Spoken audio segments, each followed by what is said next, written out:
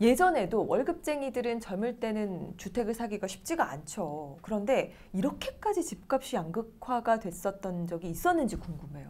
요즘이 제일 심해요.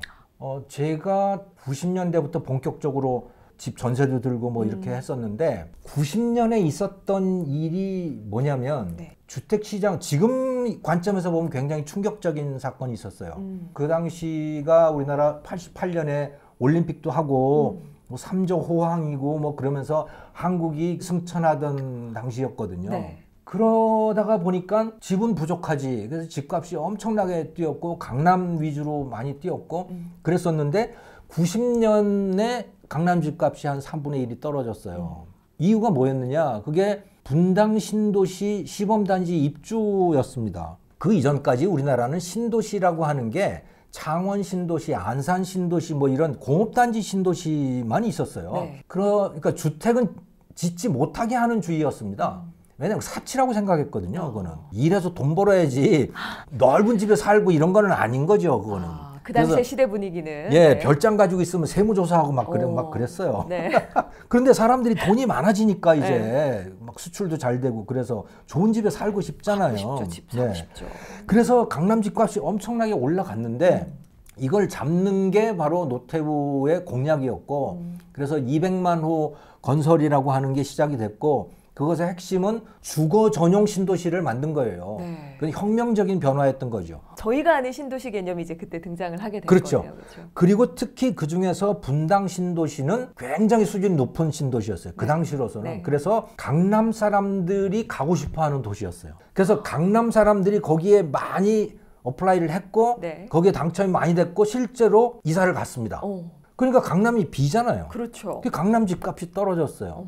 그 분위기가 한 10년 갔어요. 그러니까 그럴 때는 뭐 주택가격 양극화 그런 게 별로 없죠. 왜냐하면 비싼 데가 떨어지니까. 그런데 그러니까 2000년대에 들어오면서부터는 이제 점점 더 비싼 집이 비싸지는 그런 현상이 심해졌어요. 네.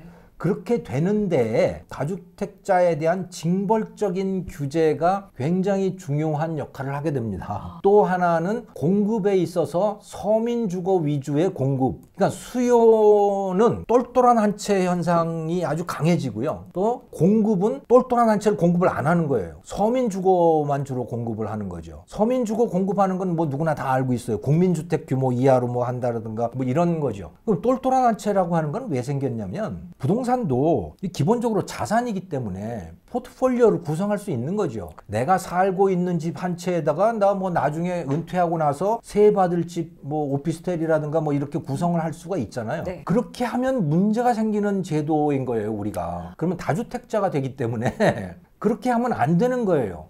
이게 노무현 정부 때 그런 정책이 굉장히 강했고 이게 그러니까 진보 정부일 때가 이게 더욱 강해지는 겁니다. 자, 그러니까 한국인들이 어떤 경우에도 부동산을 자기 포트폴리오의 한 80%는 정도는 가지고 있으려고 그래요. 그건 중국도 그렇고 우리도 그렇습니다. 그런데 부동산 여러 개는 안 되는 거죠. 그러면 어떻게 되냐? 부동산을 갖기는 가져야 되는데 내 모든 영끌을 해서라도 가장 비싼 거를 사는 거예요. 그게 똘똘한 한 채인 거죠. 그러니 당연히 그 결과는 양극화가. 그렇죠. 공급은 안 하는데 수요는 다 그쪽으로 가 있는 거죠. 그래서 양극화 현상이 생기는 거예요. 지금 말씀드리는 거는 결혼한 사람들의 주택입니다. 또 다른 주택이 있어요. 그 보통은 잘 모르지만 어쩌면 우리 시청자들 중에는 해당되시는 분들이 많을지 모르겠는데 1인 가구들, 청년 가구들. 네. 자, 1인 가구가 급속하게 늘어나거든요. 지금 800만 가구 넘었을 것 같은데 지금은. 그러니까 우리나라는 인구가 줄어드는데 가구는 늘어나요. 그렇게 되는 이유는 1인 가구가 늘어나기 때문이거든요. 그리고 웬만하면 이제 나가서 혼자 살잖아요. 네. 그런데 청년 1인 가구들은 큰 집을 보유하려고 하지 결혼을 전제로 한 걸 보유하려고 하지 조그만 오피스텔 10평도 안 되는 오피스텔 뭐 또는 원룸 이런 걸 보유할 생각은 전혀 없는 거죠. 그렇죠. 예, 그런데 거기에 살고 싶은 사람은 많은 거예요. 그러면 보유는 안 하고 살기는 해야 되는데 그 집을 누가 공급을 하느냐? 그게 다주택자거든요. 다주택자의 핵심은 바로 그겁니다. 우리는 다주택자라고 하면 흔히 아파트, 고가 아파트를 여러 채 갖고 있는 사람이라고 생각해요. 아닙니다. 그런 다주택자는 정말 몇 명 없어요. 네. 다주택자의 대부분은 오피스텔, 원룸 이런 거 갖고 있는 사람들이에요. 그러니까 다주택 규제를 하니까 종부세든 뭐 이런 거든 다주택 규제를 하니까 어떻게 되냐면 이거 팔아야 하는 거죠. 이제 그걸 팔려고 내놨는데 팔리지도 않아요. 그런데 거기에 살아야 하는 사람은 계속해서 숫자가 늘어나는 거고 플러스 거기에 정책이 또 가중이 됩니다. 그게 뭐냐면 전세자금 대출이에요. 전세자금 대출의 80% 이상은 청년주택들인 겁니다. 그러니까 보증금 한 2억 미만 뭐 이 정도 되는 것들이에요. 맞아요. 그러니까 이게 정확하게 딱 맞아떨어지는 거예요. 그런 1인 가구들의 문제들인 거예요. 그러니까 한편으로는 숫자가 늘어나서 수요가 늘고 또 한편으로는 전세자금 대출이 늘어서 수요가 늘어나는데 공급은 점점 줄어드는 거죠. 네. 왜? 그걸 하면 다주택자가 되니까 몇 천만 원씩 세금을 맞아야 되는 거예요. 오피스텔을 갖고 있던 사람들은 업무용으로 전환을 하고 또 다세대 주택 같은 빌라 같은 걸 갖고 있던 사람들은 그걸 근린 생활시설로 전환을 하고 그것도 안 되면 값이 떨어지고 그러다가 보니까 전세 보증금이 매매가보다도 높아진 거예요. 네. 그런 집들이 정말 많습니다. 네. 깡통 전세가. 네. 이 다세대 원룸 이런 게 집중돼 있는 데들이에요. 다. 네, 맞아요. 강남은 없습니다. 그러니까 지금 이 양극화에 대한 얘기가 나오면서 교수님께서 정말 90년대부터 되돌아봤을 때 2000년대부터 시작된 이런 분위기가 결국은 사회 구조와 맞물려서 그리고 말씀해 주신 세금 정책, 다주택자에 대한 세금 정책이나 똘똘한 한 채라고는 하지만 그에 맞는 공급은 아니었다는 거. 그것과 맞물리면서 사실상 양극화가 더 심해질 수밖에 없었던 거죠. 그렇죠. 2억이 안 되는 것들, 뭐 1억 8천짜리, 1억 5천짜리 매매 가격 그런 것들이 많거든요. 맞아요. 생각보다. 네. 그런 데들은요. 전세 보증금이 매매 가격보다 한 30%씩 비싸고 그런 데들 많아요. 네. 그거는 까딱 잘못하면 전세 사기가 되는 거예요. 그렇죠. 들어가는 사람 입장에서는 불안해요. 그래서 이제 월세가 늘어나죠. 그렇죠. 월세로 차라리 들어가게 되는. 네. 그러면 이러다가 전세가가 매매가를 밀어 올리는 게 아닐까 이런 생각도 드는데 어떻게 될 거라고 보시나요? 그게 정상적인 상황이라면 매매 가격도 당연히 비싸지죠. 왜냐하면 그런 집은 보유를 할 때 또는 매입을 할 때 돈이 거의 안 들기 때문에 또는 돈을 받으면서 매입을 하잖아요. 그렇기 때문에 수요가 늘어날 수 있어요. 충분히.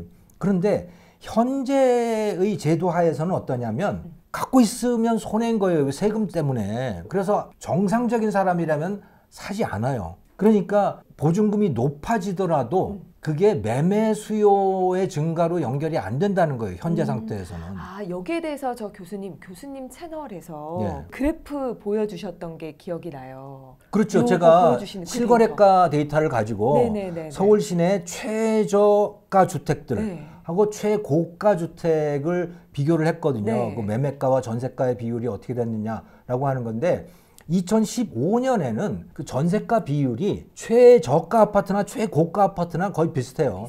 한 50%, 60% 요 정도예요. 그런데 이게 2022년의 실거래가를 보면 완전히 달라집니다. 최고가 아파트는 전세가 비율이 한 40% 밑으로 떨어지고요. 오히려. 최저가 주택들은 130% 막 이렇게 돼요. 아니 7년 만에 어떻게 그렇게까지 그러니까 놀라울 정도로 달라져요. 일부러 이런 데이터를 만들었나 할 정도로 정말 놀랍게 달라집니다. 어떻게 보면 양극화의 단적인 예인 그래프라고 볼 수도 있겠네요. 어떻게 그렇죠. 보면. 지금도 여기 그냥 부동산에 문의만 해보셔도 알아요. 그러면 사실 지금 상황상은 또 거래가 활발하게 이루어지고 있지는 않다 보니까 매물은 쌓이게 될 거고 그러면 반대로 집을 처음 사는 사람들이 역대 최다라는 기사를 봤거든요. 이 마음은 막차라도 조금 올라타자는 그런 심정으로 내 집 마련을 하는 걸까요? 그럼 상식적으로만 생각을 해보더라도 내가 최소한 결혼하고 나서 한 10년은 살 집을 어떻게든 마련을 해야 된다라고 하는 거는 누구나 누구나 가진 생각일 것 같고 또 그거는 그렇게 해야 된다고 봐요. 누가 그건 준비를 하셔야 되는 거고. 근데 어떻게 보면 교수님께서 아까 얘기하셨잖아요. 아무리 시장이 조금 불안한 상황이라도 똘똘한 내 집 한 채는 적합한 투자라고 생각하신다고. 그거는 어떤 상황에서도 그렇더라고요. 가장 안정적인 투자가 뭐냐? 그때도 여전히 자기 집. 내 집. 예. 자, 그러면 이렇게 얘기를 쭉 듣다 보면 교수님, 사실 안타까운 마음이 많이 묻어나요. 교수님께서는 결국은 양극화는 사실 저희 같은 뭐 일반적인 월급쟁이들한테는 바라는 그림은 아니거든요. 왜냐면 그렇죠. 더 집 사기가 힘들어지니까. 예, 아니 비싼 집이 더욱더 비싸지는 거는 정말 네. 안타까운 일이죠. 네. 그렇게 만들어지는 그런 것이 네. 원인이 네. 처지가 어려운 사람들을 돕기 위한 정책들이 결과적으로는 그런 결과를 가져온 거거든요. 근데 참 안타까운 거죠. 그러니까 좀 기본적으로 수요 공급의 원리에 맞는 걸 해야 돼요. 네. 좋은 집이 갖고 싶으면 좋은 집들이 공급이 돼야 돼요. 그거를 못하게 하면 값은 더욱더 올라가는 거죠. 그러면 이 부분에 있어서 교수님께서 항상 채널에서도 얘기를 해주시고 또 저희 월브TV에도 나와주셔서 안타까운 마음으로 굉장히 청년들은 그래요. 정말 이 내 집 마련이 정말 중요한 이슈고 네. 앞으로 내 인생에 꼭 풀어야 될 숙제 같은 그런 느낌마저 그렇죠. 그게 제일 중요한 거죠. 네. 네. 거기에 이렇게 힘을 실어 주시는데 이렇게까지 얘기를 또 많이 해주시는 이유가 있으실까요, 교수님? 아니 잘 살아야 되잖아요. 근데 지금 보면 부동산 정책이라고 하는 게 그 사람들을 점점 더 어렵게 만드는 거고 정책을 하면 할수록 점점 더 꼬이고 네. 문제는 더욱더 악화되고 하는 이런 악순환을 거듭하고 있어서 이거는 벗어나야 되는데 이것을 벗어나려면 국민이 생각을 바꿀 수밖에 없어요. 전문가가 하는 정책이 아니잖아요. 네. 이건 점점 더 정책이라고 하는 거는 국민의 뜻대로 하는 거, 대중의 뜻대로 가는 건데 대중이 경제 원리에서 벗어나는 생각을 갖고 있으면 점점 더 꼬이게 돼요. 그렇죠. 괜히 잔소리처럼 이렇게 하고 다니는데 잔소리가 아니죠. 도움이 되는 잔소리죠. 어떻게 보면 안타까운 마음으로 네. 또 해주시는 거잖아요. 그렇죠. 그렇게 들어주시면 감사하고요. 저는 너무 투자에 노심초사 안 하셨으면 좋겠고 네. 투자는 하셔야 되지만 딱 결단을 내려서 사두셨으면 그냥 웬만하면 잊고 계셔야 되고 본업에 투자를 하셔야 되고 그 본업은 지금 세상이 엄청나게 변하고 있기 때문에 내가 어떻게 살까 그 방법을 찾고 그것을 실천하는 것이라고 저는 생각을 해요. 그중에 굉장히 중요한 것 중에 하나는 각자 글로벌하게 바뀌는 거. 네, 그래서 뉴스를 보시더라도 글로벌 뉴스를 보시기를 권하고요. 그리고 영어로 보시기를 권하고요. 어렵죠? 네. 많이 어렵습니다. 예, 많이 어려운데 근데 그건 극복을 해야 된다고 저는 봐요. 이건 시대가 바뀌기 때문에 그거는 극복을 해야 되고 페이스북이든 그 SNS도 영어로 조금씩 해보시고 한국 문화에 대한 수요가 굉장히 크거든요. 그거를 활용을 하셔야 돼요. 그야말로 정말 넓은 세계가 우리 앞에 펼쳐져 있는데 네. 그걸 안 쓰고 있어요, 우리가.